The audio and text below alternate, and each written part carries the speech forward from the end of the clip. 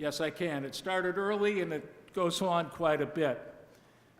Gates was named the adjutant of the Continental Army. Washington thought he was an excellent administrator, and that was a good role for him. Gates had his own ambitions. He wanted he wanted to be a line officer, line general, field command, and Gates will begin to maneuver very early and often for that. Washington did not like that maneuvering. He wanted Gates to accept. Gates went after, if you've heard of Philip Schuyler, I presume some of you have, who was head of the Northern Department of the Continental Army. Gates went after him and helped eliminate Schuyler around the time of the battles of Saratoga.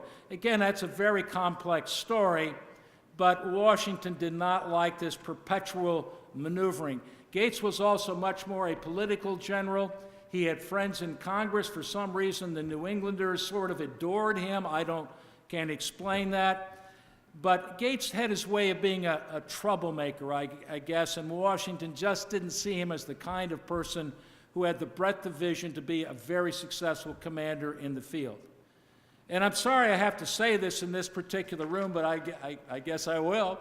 And that is, if you look at what happened in Saratoga, you're going to find Gates in the second battle, 2 miles behind the battle, in a little hut or home, having a debate with a man by the name of Sir Francis Clerk, a person he kind of knew back in England, about the merits of independence as Clerk was dying. He had been shot up in the battle. Who was leading the Americans to victory at that point? Well, as I said, he's not a member of this organization, and his initials are BA, okay? So I'll go that far. So it was really bad, because I'll give you one more Gates example comes to mind.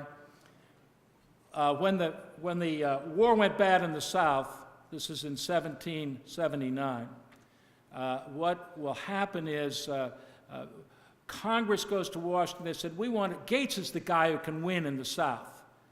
And Washington says, I have another person in mind I think would do a much better job. By the way, that other person was Nathaniel Greene, who was a phenomenally successful and brilliant officer. And Congress said, well, are you saying you don't support Gates? And Washington says, it's your decision. I'm not going to advise you. Respect civilian authority. They sent Gates south. Within a few weeks, he lost virtually a whole army at the Battle of Camden. So it wasn't a warm and fuzzy relationship.